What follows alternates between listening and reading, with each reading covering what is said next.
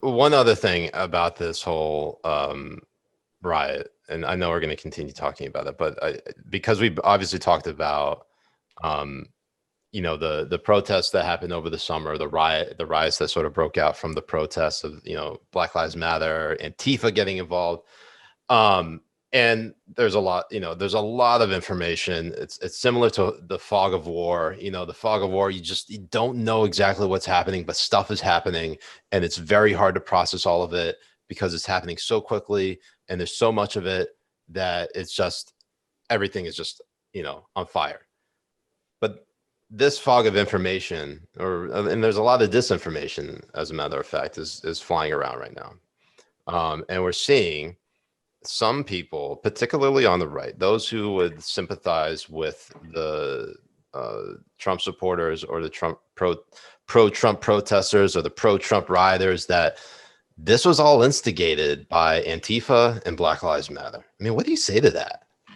Well, it's funny because last time I was on this show, we were talking about how to debunk the idea that like hundreds of thousands or millions of ballots were faked. And I said that one of my favorite ways to combat stuff like that is not to look even at the specifics of this case, but say, let's take this into the realm of the abstract and just think about how long it would take to do that, and how many people it would take working for how long to do that, and where are all these people, and how, and how long ago did you know you were going to have to start doing this, and that kind of stuff. I think the same thing can apply here. You're talking about the idea that Antifa would somehow stage an incredibly convincing Trump riot at the Capitol. Like, that's, how would they do that? Like, so all of these people who were like, those people with the MAGA hats and the American flags and the whatever, those are Antifa people, like pretending to be really like, that's, and they're on camera and they're chanting things and they're talking, and some of them are known, like I said, Baked Alaska, future Medal of Freedom recipient. Yeah, Nick Fuentes, like they're somehow part of Antifa. It's these are the two people. I've gotten enough DMs about this to say that there's some controversy regarding whether or not that was actually Nick Fuentes or not. Are you kidding? I'm gonna say this now because I got 75 DMs about it. It's not him. Okay, I don't know. There is one picture that looks like it's him, so I will say that I do not know if he was there or not. Baked Alaska was definitely there, and he had COVID while he was there. Are you serious? Yes. Oh my god. You didn't know this. I just saw this today in the New York Post. Oh my god. He tested positive for COVID like very recently. But I'm saying, like, to me, that's where this fails. The idea that like this is some kind of like that Antifa can get together and be like, okay, everybody go buy a bunch of Trump gear. Right. And meet back here and like hide all your tattoos and all your piercings, because like none of those guys look like they're Antifa kind of people. And so then there's there's like an adjacent conspiracy theory, which is that it's, like you said, an instigator, an agent provocateur, somebody who like throws the first rock and then everybody throws rocks. Again, I highly resist the idea that none of this would have happened if not for like one or two, because it might come out later that one or two of those people there were like, false flag people or some kind of other agitator or whatever. But the idea that like this would have been totally peaceful and orderly and fine if not for like one guy who somehow got everybody, Svengali'd everybody into a riot. Yeah. That it just, to me, that all of that just fails like on pure logic level. Forget like an analyzing images and looking at this guy's tattoo on his hand and looking which by the way, that wasn't a hammer and sickle tattoo. If you ever played the video game Dishonored, it is literally on the dude's wrist. The tattoo.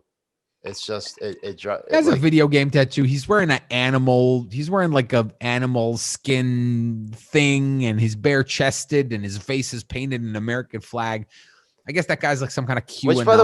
Which by the way, Dishonored is all about literal. Like, if you've ever played the video game Dishonored, which by the way is a great game, it's all about basically you are betrayed by your government, so your goal is to overthrow the government.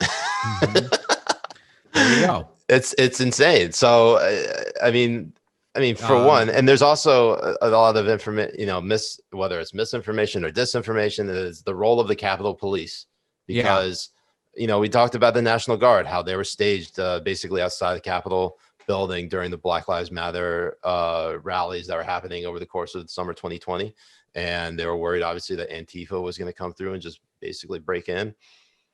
And it makes sense. It makes sense that Trump would not call in the National Guard for this, because these are people on his side. Either he had the benefit of the doubt that they wouldn't do anything, or he knew they were going to do something and he wanted it to happen anyway. Yeah, although I was reading that there was also, like, Mayor Bowser also didn't want the National Guard there. Again, I don't know. Like, there's all kinds of interesting. There's all kinds of reports, and then later it turns out they're not true. Like I said, I saw this today in some publication or another, but like you said, fog of information. And unfortunately, because on social media, like decisions move at the speed of light, decisions move faster than information on social media. And so, there's like a video I saw too. I was kind of confused and shocked by it too, of, the police supposedly like opening a gate and letting people through.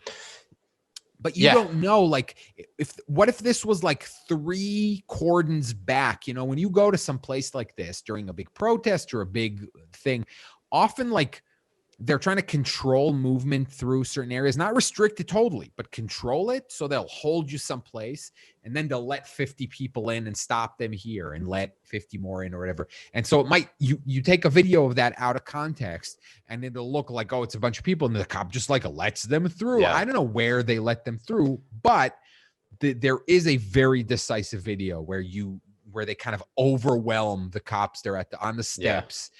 And it's just too many people. And look, it's just, honestly, I think Glenn Greenwald was talking about this too.